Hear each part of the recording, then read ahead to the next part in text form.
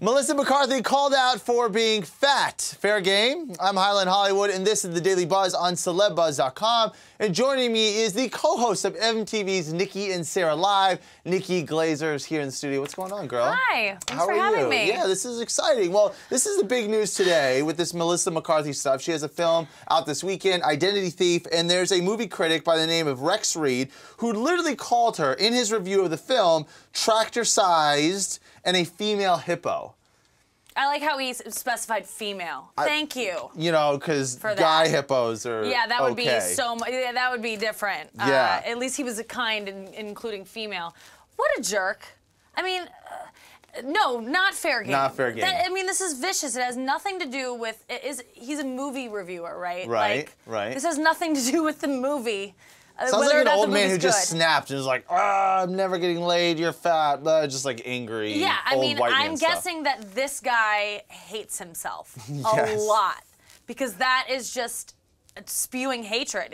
He's a miserable person and I feel sorry for him. It's unnecessary, especially someone like Melissa who is so nice. I don't know if you've had a chance to interview her before, but she's just the nicest person. And she's funny. Like, who doesn't like her in Bridesmaids, or who doesn't like her in on her CBS show? Like, Mike and Molly. Like, she's awesome. Even if she was a terrible person, you don't viciously attack someone's physical looks, especially someone who looks different than a lot of people in Hollywood. And it's so great. It's like, she should be applauded for making being a leading female star. Let me ask you this, though. You are a comic. Yes. You have a show where you crack on celebs. So what is the line? Like, when you guys sit down and you're doing your show and you're trying to figure out the jokes, where's the line of that's funny or that's mean?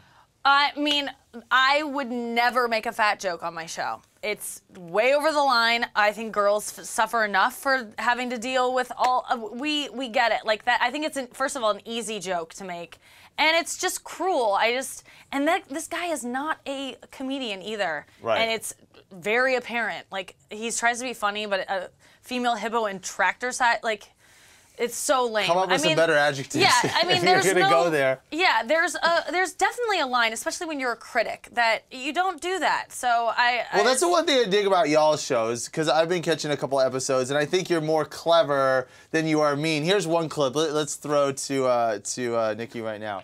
James Franco said he would be willing to have sex on camera. In a related story, I am surrounded by cameras.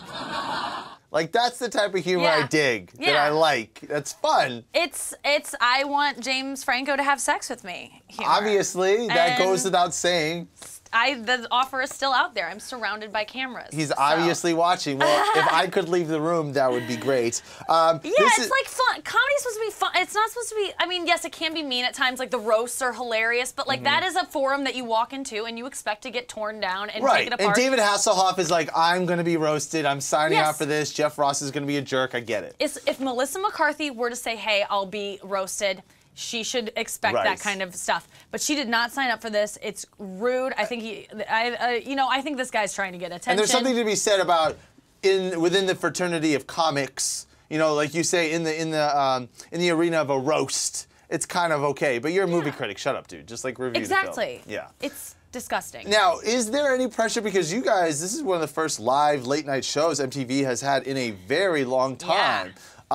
What kind of pressure is there for you guys to like pull this off, especially being two women? I feel like Chelsea Handler has kind of paved the way and said, hey, look, women can be really funny late night. Right. Women are staying up later, we've found. So they're like finally I thought they were just staying up later and thinking about James Franco, but they That is a big reason for it. Right. Studies have shown that James Franco is keeping women up at night. But I think that yes, Chelsea Handler definitely like paved the way for us and is someone on TV who's just honest and not scared to speak her mind and is so funny and like has really, turned a lot of women onto comedy. Like it's now something that is a viable option for young girls to be like, I'm gonna grow up and be a comedian, which I never thought, that was never like seemingly an option for me when I was young. I thought like, I just didn't know it even was a thing that women did, and now it's great that it's it's not that big of a deal that women do comedy now. It's kind of like it's normal. Yeah, totally. It's normal. Yeah. I don't go out there being like I'm a female telling jokes. Like I'm just like anyone else, and our show's hopefully appealing to men as well. I want to talk to you more about the show. I know you had the Wanted on. We'll find out if you kept your pants on for that. We have more with Nikki coming up in a little bit. This is the Daily Buzz on Celebuzz.com.